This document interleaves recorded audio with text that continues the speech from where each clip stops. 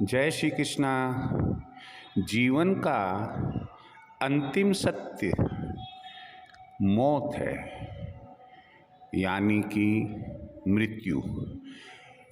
दूसरे शब्दों में, जब हम अंतिम सांस लेते हैं और हमारा शरीर आत्मा हीन हो जाता है, आत्मा रहित हो जाता है और उसे पार्थिव शरीर कहते हैं, मृत शरीर कहते हैं। इसका मतलब यह हुआ कि हमारी मृत्यु हो चुकी है। जीवन में, संसार में कुछ यूनिवर्सल ट्रुथ है जिसे ब्रह्मा, विष्णु, महेश कोई भी छुटकारा नहीं दिला सकता है, ना परिवर्तन कर सकता है। उन्हीं में मृत्यु एक शाश्वत यूनिवर्सल ट्रुथ है। सूरज का उगना, सूरज का छिपना, प्लैनेट्स का घूमना, ये यूनिवर्सल ट्रुथ है। इसे हम कभी भूल नहीं सकते। मैं अपने इस एपिसोड में ज़्यादा आपको कुछ नहीं कहना चाहता हूँ, जस्ट केवल इतना शेयर करना चाहता हूँ कि जब मौत ही अंतिम सत्य है तो फिर ये राग, द्वेष, लोभ, मोह, लालच, घृणा, यह सब क्यों?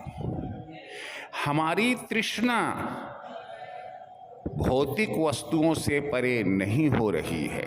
हमारी तृष्णा रुपया इकट्ठा करने से पूरी नहीं हो रही है। हमारी तृष्णा भौतिक सुख साधनों को एकत्रित कर उनका सुख भोगने से भी पूरी नहीं हो रही है। हमारी तृष्णा किसी की सुंदरता को देखकर अंतिम सुंदरता नहीं मान रही है। हमारी तृष्णा किसी भी पेय से हमारी प्यास को नहीं बुझा रही है। हमारी तृष्णा किसी भी पदार्थ के खाने से भूख को नहीं बुझा रही है। तृष्णा में इतने खो गए हैं कि दिन का चैन और रातों की नींद खराब हो गई है। आखिर ये तृष्णा, ये लोभ, ये लालच, ये क्या है? कहीं हमें अधोगति की तरफ तो नहीं ले जा रहा?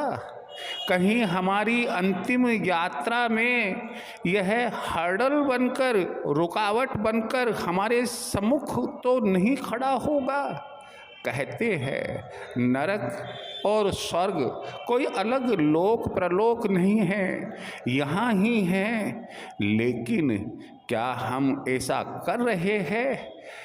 जीवन का अंत होने के पहले हमें स्वयं को नेगेटिविटीज़ के परिणाम भुगतने होते हैं। पॉजिटिविटीज़ अच्छे रिजल्ट्स हमें देती है। हमें साथ सुखों की प्राप्ति हो। हमारे जीवन का लक्ष्य ऐसा होना चाहिए। 84 करोड़ योनियों के बाद मानव योनि मिलती है और उसमें यदि हमें ये मालूम पड़े कि हमारा जो अंतिम सत्य है, हम जो लक्ष्य लेकर, या हमारा जो लक्ष्य इस जन्म का था, उस लक्ष्य को पूरा नहीं कर पाए हैं, तो मैं समझता हूँ लानत है ऐसे मानव जीवन पर। ऐसे मानव जीवन पर धिक्कार है जो अपने लक्ष्य को पूरा नहीं कर सकता, माता पिता की सेवा नहीं कर सकता, गुरु की आज्ञा नहीं मान सकता, पत्नी की इज्जत नहीं कर सकता, बहन भाइयों का प्यार नहीं ले सकता है, समाज में मान प्रतिष्ठा नहीं बना सकता है,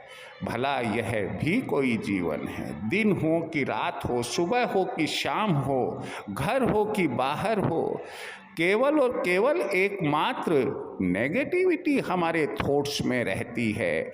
जीवन का जो अंतिम सत्य मृत्यु है, बड़ी भयंकर ऐसे लोगों की होती है। यदि हम चाहते हैं कि हमारी जो अंतिम सांस निकले, और चाहे हम किसी भी धर्म को मानने वाले हो, लेकिन सभी में ये लिखा हुआ है कि हमारा कोई न कोई अगला जन्म जरूर होता है, चाहे वह पशु पक्षी के रूप में हो, कीट पतंगों के रूप में हो, मनुष्य योनि में हो।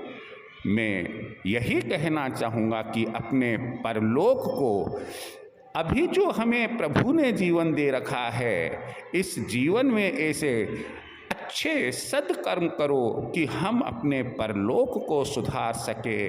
अंतिम सांस तक केवल और केवल वही काम करे कि जिससे परमात्मा हमें एक ऐसी शक्ति दे कि मैं मन, वचन और काया से किसी की भी हिंसा नहीं करूँगा, कभी भी नेगेटिविटी पावर्स को अपने ऊपर हावी नहीं होने दूँगा, हमेशा मैं सद्मार्ग की तरफ ही चलूँगा, संतों की वाणी सुनूँगा, अपना कर्तव्य माता पिता पत्नी परिवार समाज देश के प्रति जो है वो मैं पूरा करूँगा। हे प्रभु, मुझे ऐसी शक्ति दो, अगर मुझे मौत भी आए तो वह भी एक शानदार जानदार आए, और मेरा चेहरा ऐसे खिला हुआ हो कि देखने वाले भी यह कह जाए, ऑफ देखो अभी उठने वाला है,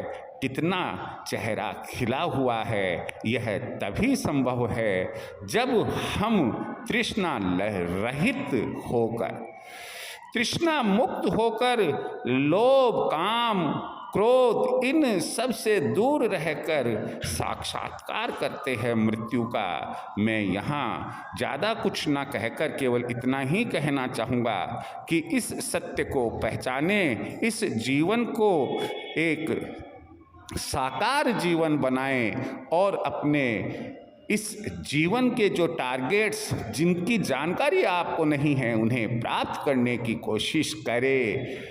महाभारत में अर्जुन को श्री कृष्ण ने यही कहा था कि अरे कायर, तू कौन होता है मरने या मारने वाला, और कायरों के जैसे रथ के पीछे जाकर क्या बैठ गया है? तू एक अपना कर्म कर, जन्म देना जन्म लेना ये सब तो मेरा काम है। और उन्होंने अपना जो दिव्य स्वरूप, विराट स्वरूप दिखाया, और गीता में जो अर्जुन को बताया, जो सीख दी, हम अर्जुन तो नहीं हैं, हाँ हमारे सामने कोई कृष्ण भी नहीं खड़ा है, लेकिन हमें इस बात का तो आभास अपने ग्रंथों से हो रहा है कि हमें केवल और केवल अपने सद्कर्मों की तरफ ध्यान रखना चाहिए। पीछे मुड़कर मत देखिए, सुधार कीजिए केवल और केवल इस बात का कि मैं और अच्छे कर्म यानी कि सद्कर्म कैसे करूं, सद्विचार कैसे रखूं, संतों के साथ कैसे बैठूं, माता पिता की सेवा कैसे करूं, बहन भाइयों का प्यार कैसे लूं, बड़ों का आशीर्वाद कैसे लूं। मैं यही यहाँ कहकर इस बात को विराम देना चाहूँगा कि जो अंतिम सत्य है उसे हमें मुस्कुराते हुए, हंसते हुए स्वीकार करना है, और अगले जन्म के लिए ऐसा मार्ग प्रशस्त करना है कि वहाँ अगला जन्म जब हो तो देवता भी ये कहे, वाह ये आत्मा सुआत्मा कौन सी है जिसने कि इतना सुंदर जीवन प्राप्त किया है। यही कहकर मैं आपके सुंदर जीवन की कल्पना का आशीर्वाद देते हुए जय श्री कृष्णा करता हूँ। जय श्री कृष्ण।